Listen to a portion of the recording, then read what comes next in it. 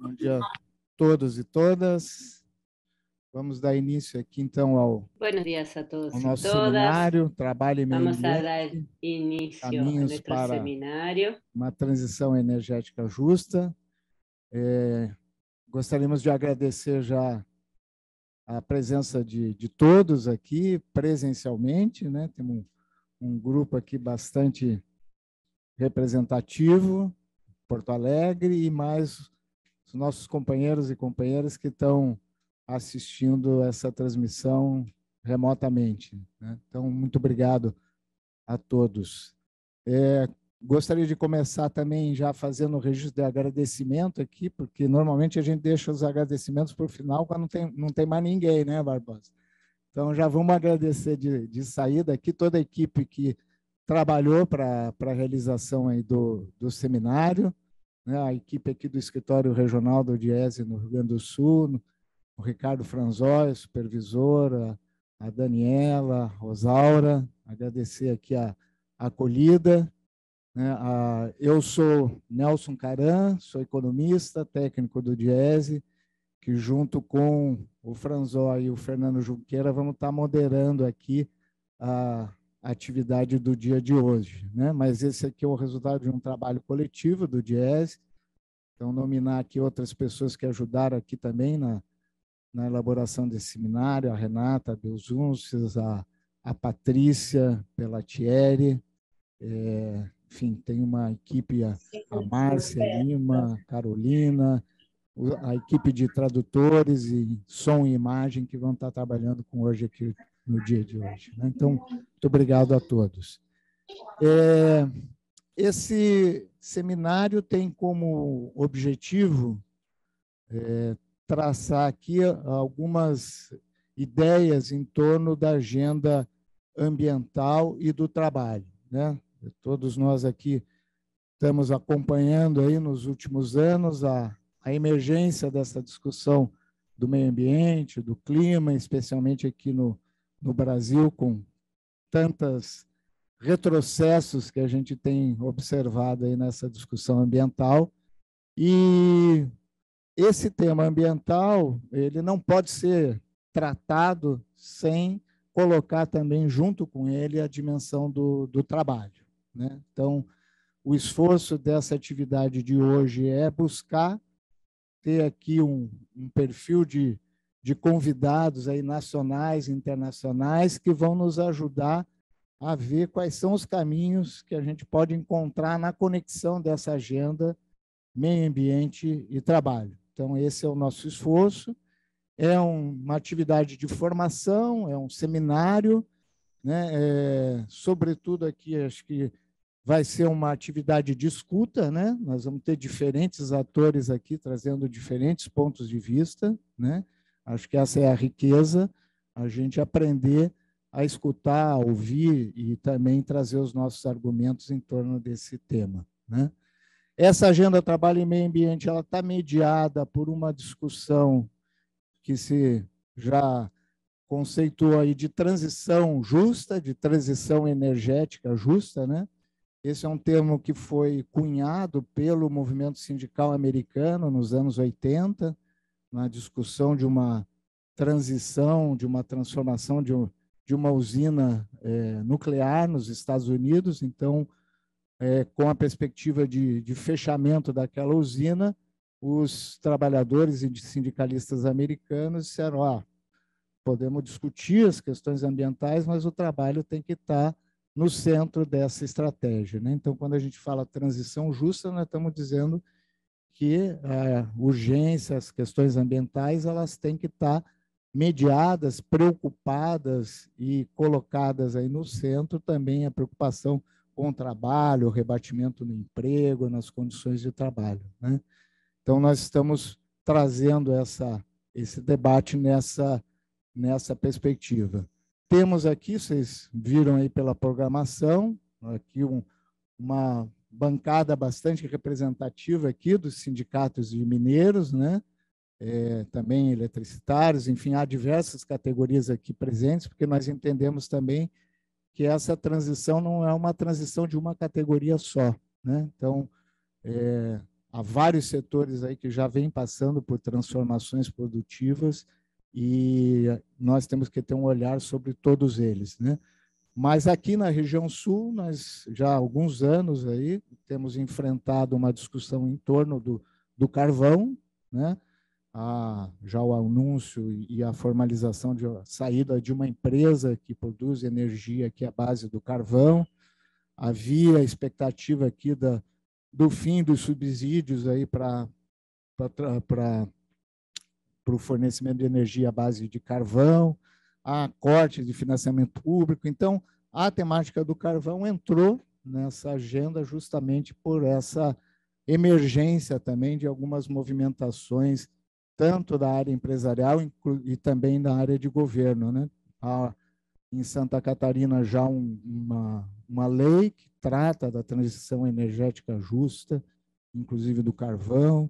Há uma lei federal também que já vem tratando disso. Então, o tema está aí, né? E nós temos que debatê-lo, né? Não fazer nada nesse momento não é a melhor saída, né? A OIT estima que o aquecimento global, as mudanças climáticas no Brasil podem causar uma perda de produtividade equivalente a quase 900 mil postos de trabalho, né? Então, a gente simplesmente cruzar os braços diante dessa realidade não é o melhor caminho. Então, o convite está feito aqui a todos vocês para que a gente tenha aí um dia muito proveitoso de debates. O percurso aqui que nós estabelecemos, ele começa com um debate, vamos dizer assim, mais geral sobre essa agenda de trabalho e meio ambiente, né? Então, nós vamos ter aqui vários convidados que vão estar trazendo um pouco a reflexão que vem fazendo em como conectar essa agenda. Em seguida, nós vamos trazer aqui algumas experiências internacionais na discussão da transição energética justa, né? E finalizamos na parte da tarde esse percurso com uma roda aqui de conversas e de posicionamentos sobre se a transição energética justa é um bom caminho aqui para o Brasil também, né? Então, essa é a atividade que nós estamos organizando para o dia de hoje. Então, sem mais delongas, eu já ia compor a mesa, mas só orientar quem está participando presencial e virtualmente. Nós temos aí um chat, né, virtual, e aqui nós vamos estar colhendo perguntas e questões para que, após a cada mesa, a gente possa estar fazendo um debate, né? Como o dia está bem carregado, a gente vai ter que sistematizar bastante essas informações, mas já fica o convite aqui para quem quiser já fazer perguntas, que use aí o chat para que a gente possa promover esse debate da melhor forma possível. Muito bem, se eu não esqueci nada, mas ao longo aí da programação a gente vai lembrando. Então, já gostaria de chamar aqui para compor a primeira mesa aqui de abertura, a Silvana Pironi, se eu não pronunciei errado seu nome, desculpe, Silvana. Ela é coordenadora do escritório regional do Diese aqui no Rio Grande do Sul. Então, obrigado, Silvana. E convidar também o meu colega, amigo aqui de longa jornada, atualmente diretor técnico do Diese, o Fausto Augusto Júnior, também fazer parte aqui da mesa. Eu estou vendo aqui o Quintino, também, né, já de nosso companheiro aí de longas lutas aí, da CUT, do Diese. Se quiser fazer uma saudação pela CUT também, está convidado. Eu não sei se teria alguma outra central sindical aqui presente, que também queira se manifestar, ou virtualmente também. Está aberto o microfone, é uma saudação inicial, né? Nós temos aqui sindicatos de diferentes centrais sindicais, né? Sindicato, a federação é filiada à nova central, é isso, né, Foquinha? Sindicato de Candiota, a CSB, enfim, tem um espectro grande aqui de representações sindicais. Se vocês também quiserem falar em nome das centrais, aí fiquem à vontade. Ok? Então, eu passo a palavra aqui para a Silvana. Bom dia a todos, todas, todes. É um prazer enorme ver essa sala cheia, né? Nós temos um bom problema hoje, colocar mais cadeiras, enfim, né?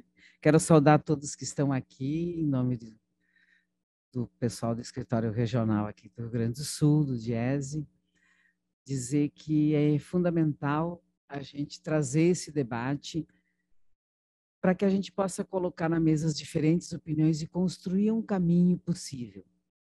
Todos nós temos sempre muita preocupação com o futuro, mas o futuro a gente constrói se a gente faz algo no presente. As próximas gerações nos cobrarão um mundo melhor, um mundo com um trabalho digno e um mundo em que a gente tenha mais liberdade e direitos. Como conciliar tudo isso nos modelos econômicos que nós temos é o desafio da nossa geração e das pessoas que estão aqui nos acompanhando ao vivo e mesmo de forma virtual.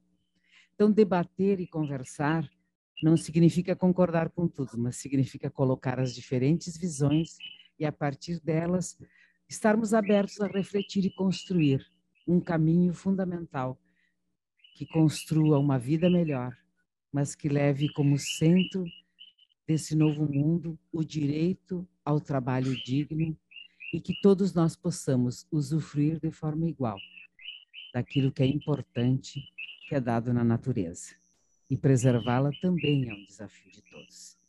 Então, acho que esse é o ponto de vista que nós estamos tentando trazer aqui. Então, agradeço muito a presença de todos, reconheço aqui o trabalho incessante da equipe do DIESE do Rio Grande do Sul, de São Paulo, que vem discutindo, que vem preparando e preparou com muito carinho e atenção esse seminário dentro dessa perspectiva, né, de ouvirmos os diferentes e de construirmos os caminhos necessários para que a gente possa avançar. Então, desejo um bom trabalho a todos, agradeço mais uma vez em nome do escritório aqui do DIESE, que tem técnicos maravilhosos, né, que deveriam estar aqui, depois estarão, né, durante o nosso seminário, mediando, porque o compromisso do DIESE é esse, estar ao lado dos trabalhadores e dar instrumentos, fundamentos e condições para que o debate seja feito, né, e que possa ser aprimorado e que possa preservar o que temos de mais importante, a vida e os direitos em toda a sua plenitude. Então, muito obrigada.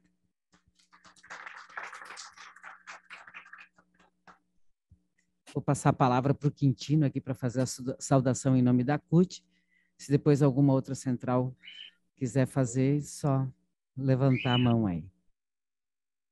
Obrigado, Silvana. Bom dia, companheiras e companheiros. Bom dia aqui a Silvana, Fausto, Caran, Franzói, enfim, toda a equipe do DIESE, cumprimentar todos e todas. Dizer que esse tema da transição justa é um tema que para nós parece um tema moderno, mas já é um tema mais antigo, né? Porque já vem de muitos anos se debatendo isso. E aí o Caran resgata aqui a história, o princípio da formulação de transição justa. Entretanto, é um dilema que está colocado para nós. Por um lado, o Brasil precisa muito de energia. Por outro lado, também precisa preservar o meio ambiente, preservar o trabalho para a classe trabalhadora como um todo, né? Nós vamos viver um momento de muita ebulição, de muito debate, de muita discussão sobre como é que a gente vai conseguir equilibrar todos esses elementos colocados, né? Ambiente, condições de trabalho digna e produzir energia de forma sustentável. Então, acho que esse é um bom debate que a gente vai continuar fazendo para os próximos anos aqui no Brasil e disputando o mundo afora. Nós da CUT temos já um projeto desenvolvendo essa experiência tanto em Salvador, na verdade na grande Salvador, não estamos em todo o estado da Bahia, mas também em todo o estado do Rio Grande do Norte. Nós temos um projeto de discussão desse processo de transição, saindo da energia chamada energia suja, enfim, energia poluente para uma energia mais limpa, né?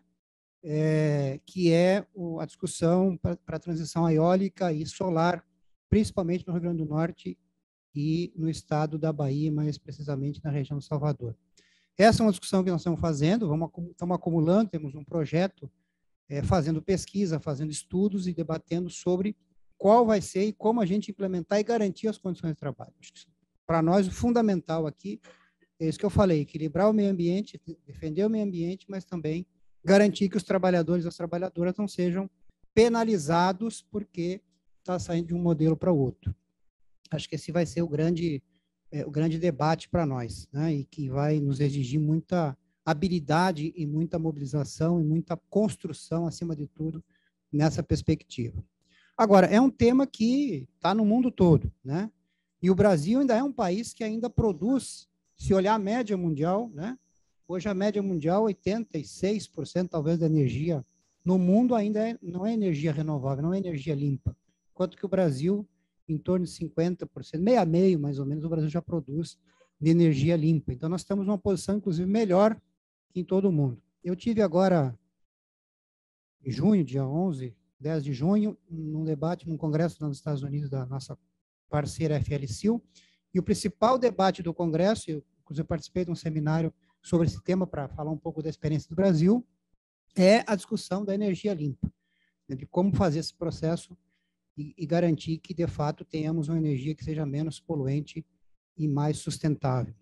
Então, eu acho que esse debate aqui, que vamos fazer hoje aqui, ele ainda é um debate que, para nós, talvez seja muito importante, porque, do ponto de vista do que é a produção do carvão, quer dizer, mais grave ainda que o petróleo, certamente, mais grave que outras fontes energéticas, porque o minério e o carvão, a gente sabe o grau, né, que tem de poluição e enfim, agravamento para a própria saúde dos trabalhadores e da população de forma em geral. Então, eu acho que no Rio Grande do Sul, em especial aqui para nós, essa perspectiva que vem agora de mais usinas de carvão aqui, quer dizer, abrir novas usinas e ter uma nova discussão sobre isso, certamente vai exigir de nós aqui, nós trabalhadores, nós sindicatos aqui que estamos aqui, principalmente os nossos dirigentes sindicais, como é que a gente vai enfrentar esse debate, né, e como é que a gente vai buscar, quem sabe, alternativas que não precise passar por esse processo, que, na minha opinião, é um retrocesso. A privatização da Eletrobras, na minha opinião, é um retrocesso monstruoso, porque trouxe, né, além do povo pagar, né, essa privatização, ainda vai ter que arcar com a questão da saúde, que é reativar usinas de carvão onde não tem. Né? Aliás, usinas de carvão onde não tem, inclusive, em algumas regiões do nosso país. Então, quer dizer, nós estamos andando para trás. Enquanto o mundo tenta andar para frente, o Brasil, nesse momento, tem retrocedido desse ponto de vista. Eu queria destacar isso aqui, porque eu acho que nós, enquanto trabalhadores e trabalhadoras, vamos ter uma responsabilidade muito grande nessa perspectiva de buscar esse processo de melhorar as condições e não piorar. E eu vou encerrar com uma frase que eu tenho dito em todo lugar que eu vou, é que essa discussão da transição limpa, né, da energia limpa, desculpa, a energia limpa não pode ter o sangue dos trabalhadores. Né? Então, portanto, eu acredito que fazer este processo de transição para uma chamada energia limpa não pode ser para sacrificar cada vez mais trabalhadores serem penalizados. Então, energia limpa, para mim, é sinônimo, né, de algo melhor e não algo pior que vá produzir cada vez mais precarização e mais retrocesso nos direitos. Que, aliás, a gente tem percebido nesse estudo lá na região norte do Brasil, no Nordeste, desculpe, tanto no Rio Grande do Norte quanto em Salvador, que há um processo muito grande de, num primeiro momento, gera muito emprego, porque, né, na instalação das usinas eólica e solar, principalmente, mas depois despenca o número de empregos e despenca, inclusive, a qualidade dos empregos, do ponto de vista do isolamento que fica essas pessoas lá naquelas fazendas, né, de eólica ou mesmo nas plantas, né, da energia solar, e que vai, em algum momento, também atingir o meio ambiente, a agricultura, que tem várias consequências. Então, portanto, eu digo isso, né? Tem que ter energia limpa, sim, mas as mãos, né, e o sangue dos trabalhadores não pode correr por causa da energia limpa. Então, tem que ser algo muito equilibrado. Então, por isso, eu queria estar aqui, vou acompanhar aqui o seminário, que para nós é fundamental e aperfeiçoado. Muito obrigado.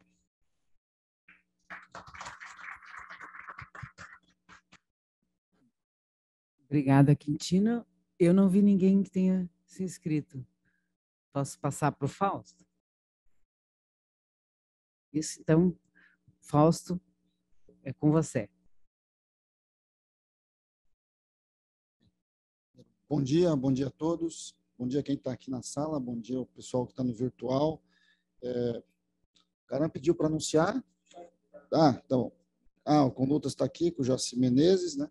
Bem, nós temos um conjunto de centrais aqui.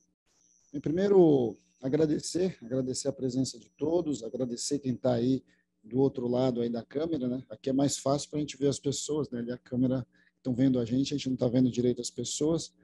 Bem, primeiro, agradecer a equipe do Diese como um todo na promoção desse seminário, agradecer o apoio do movimento sindical em geral nessa discussão, de certo modo, que para nós tem sido uma discussão bastante importante. O Diese nasceu em 1955 como uma entidade criada pelo movimento sindical brasileiro, mantida pelo movimento sindical brasileiro e dirigida pelo movimento sindical brasileiro, e que tem como tarefa assessorar, produzir conhecimento, formar, ajudar a contribuir nos debates e nas grandes discussões que os trabalhadores estão vivendo e viveram ao longo da nossa história. Nós começamos o debate sobre a questão ambiental há muito tempo, na verdade, né? Nós começamos esse debate lá na década de 90, já na época da reestruturação produtiva, e como isso estava impactando em vários setores, em vários níveis, né, das discussões que estavam acontecendo. A gente fez esse debate ao longo do começo aí do século XXI. Né? Vamos lembrar de algumas questões bastante importantes que a gente lidou, né? Por exemplo, a grande negociação coletiva que aconteceu do processo de mecanização da cana. Né? Quintino vai lembrar bem, né, das discussões complexas que aconteceram no Acordo Nacional de Mecanização da Cana. A gente teve no embate, né, nas discussões das grandes construções hidrelétricas, né? Vamos lembrar lá de Giral, Santo Antônio, que tiveram impactos bastante significativos, né? Produção de energia limpa ao mesmo tempo, né? Mas tem um impacto gigantesco do ponto de vista ambiental, e a gente sabe, né? Eu tive em Altamira, em Belo Monte, para acompanhar muito desses dilemas, né? E aí a gente vai percebendo o quanto muitas vezes são questões diversas que estão colocadas ali. Nós estamos falando das comunidades tradicionais, ribeirinhas, que foram pesadamente afetadas pelas barragens. Nós estamos falando dos povos originários que viram seus cursos de rio subir e depois não descer mais, que foi o caso que acontece ali no Rio Xingu. Ou seja, a gente viu e vê, de certo modo, como esses debates que estão colocados aqui para nós, eles impactam a vida de um conjunto diferente de trabalhadores em lugares e momentos históricos diferentes também. Nós estamos participando agora de todo o embate com relação à Eletrobras e o que significa a sua privatização, né? E que não significa só o debate da energia, né? Significa também o debate da água, né? Ou seja, de quem e com quem está a posse da água no Brasil. Ou seja, esse debate todo da questão que está colocada aqui para nós, da questão ambiental, da questão da transição justa, ele é bastante importante.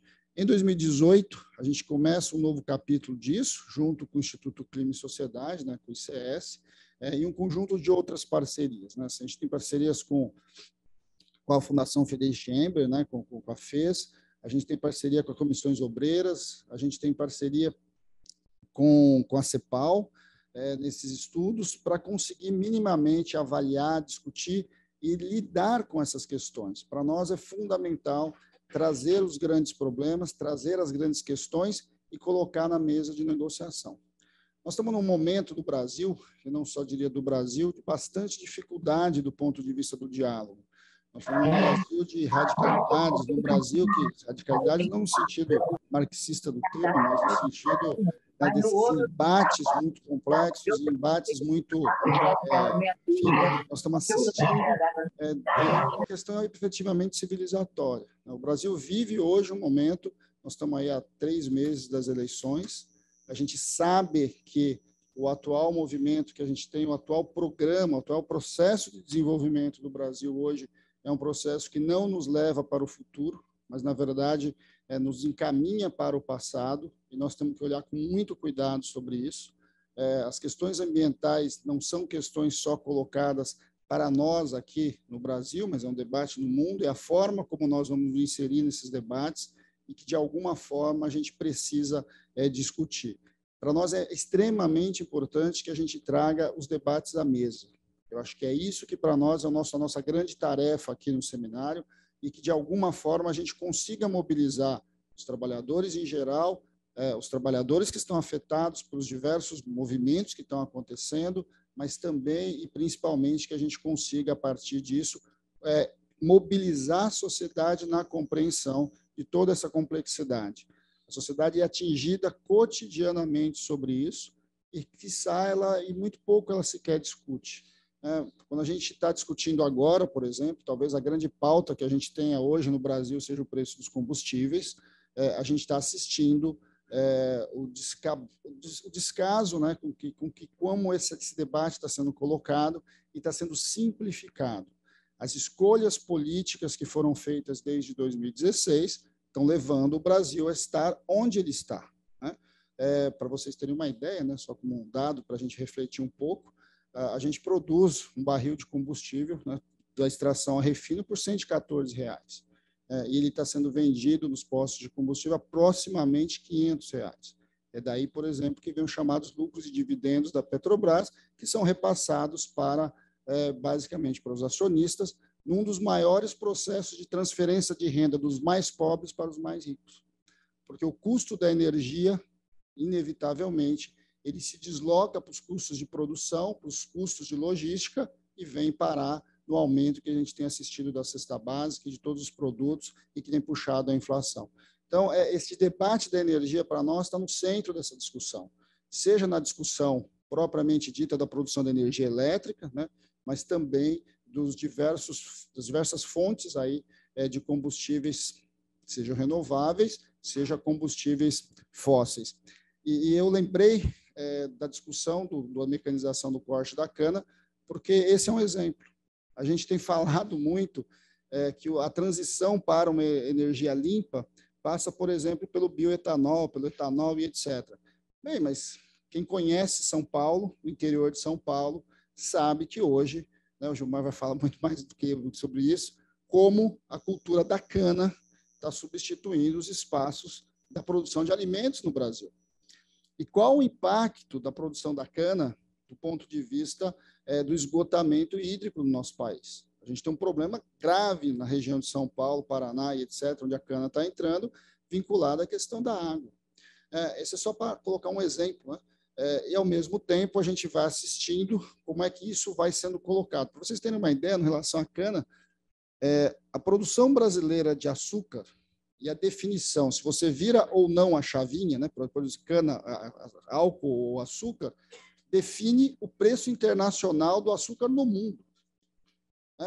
E, basicamente, quem define isso é uma entidade privada, é a única, que, de certo modo, está controlando todo esse sistema privadamente a partir dos seus interesses.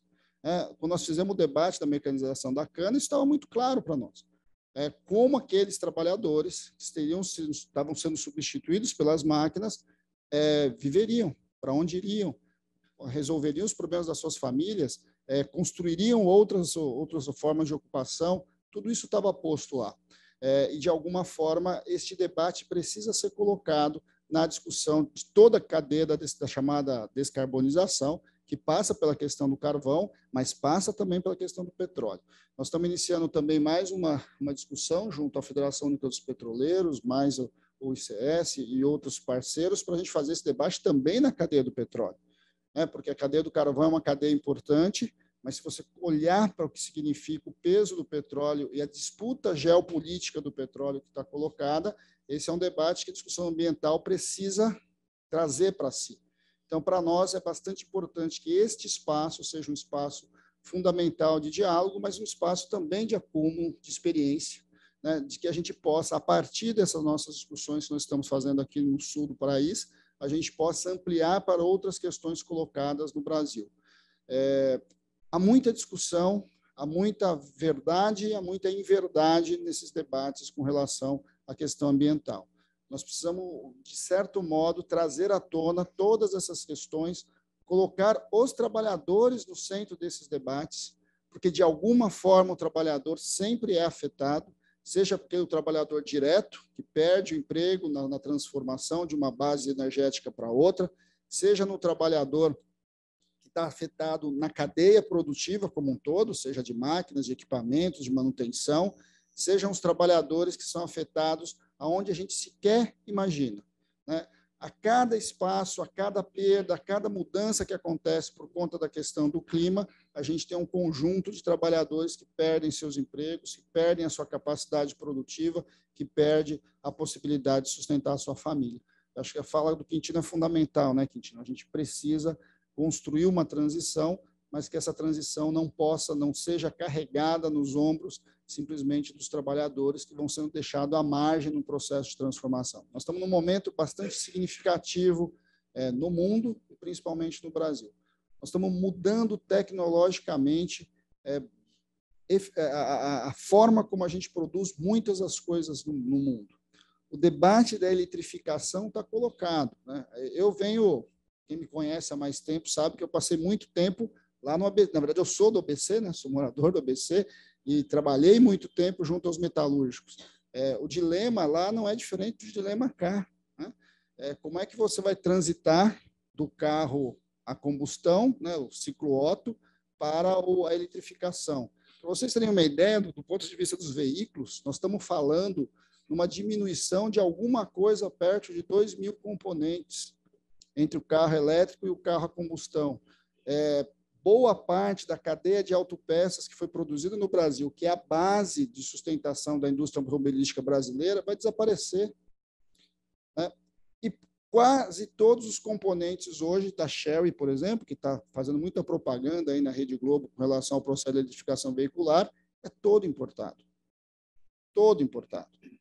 Bem, são debates bastante fundamentais que a gente tem que trazer.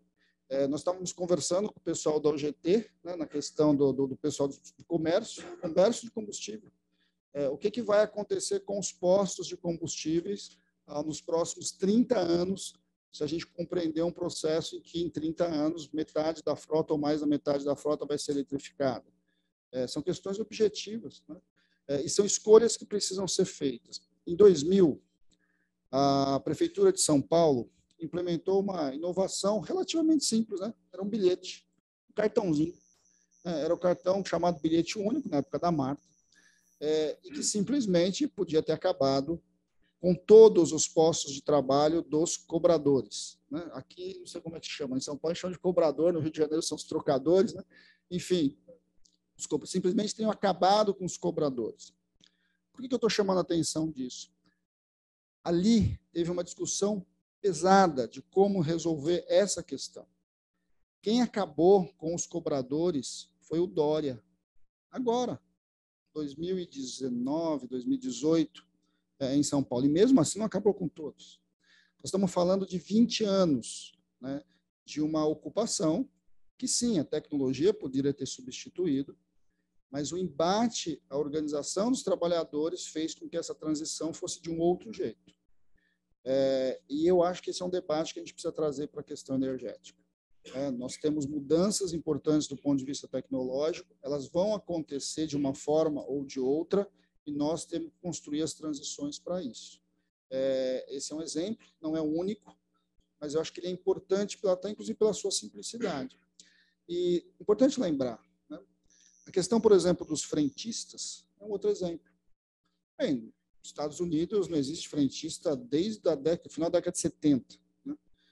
No Brasil, nós mantivemos a ocupação dos frentistas. Faz parte, seja cultural, sindical, que os frentistas continuem existindo. Né?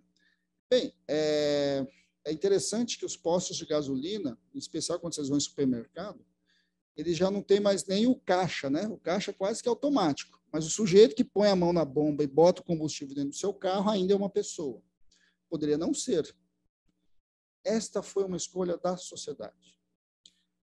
A questão que nós estamos trazendo aqui para o seminário é que nós precisamos fazer estas escolhas a partir da ótica, a partir dos interesses, a partir do ponto de vista e da expectativa dos trabalhadores, e não do capital. Porque se for do capital, não tenham dúvidas, será a escolha que der mais lucro. Pouco importa o trabalhador do carvão, o trabalhador do petróleo, o trabalhador da energia solar, o trabalhador da energia eólica, pouco importa. Pouco importa. Eles serão moídos pelo moinho do capitalismo, como historicamente são moídos desde o final do século XVIII. Né?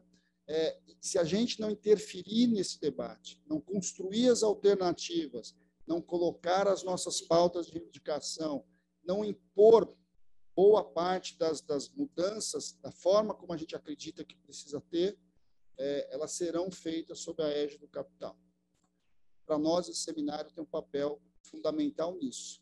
E aí, historicamente também, como o capitalismo lida com a organização dos trabalhadores, eles nos dividem.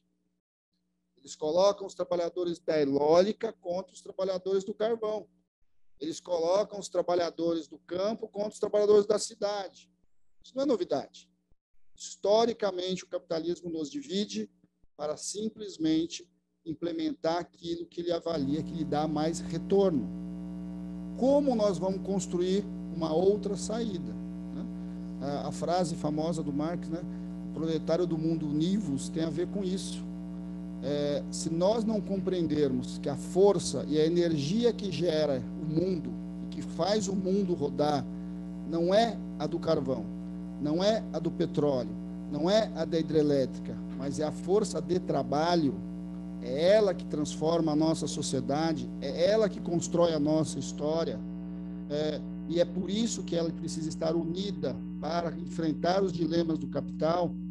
A gente vai simplesmente ser joguete na mão do interesse do grupo A, do grupo B, do grupo C, e quando a gente acordar, a gente foi moído pelo aquele grupo econômico. Nós estamos vendo isso em vários setores. Em vários setores.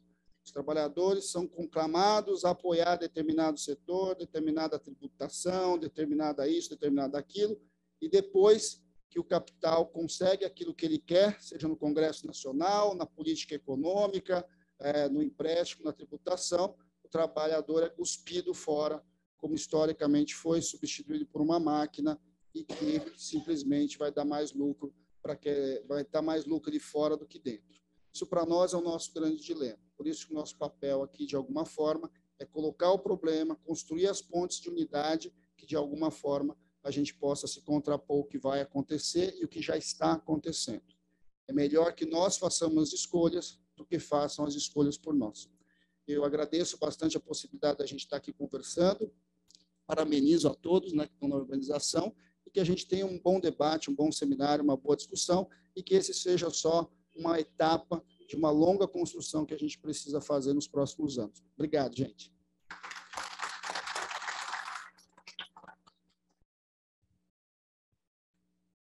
Bem, agradecer ao Fausto, à Silvana, ao Quintino. Gostaria de registrar aqui também que está acompanhando virtualmente a Cris Palmieri, que representa a UGT nessa discussão ambiental, e o Valdir Lima, aqui pela Força Sindical, nosso querido companheiro aqui já de longas jornadas.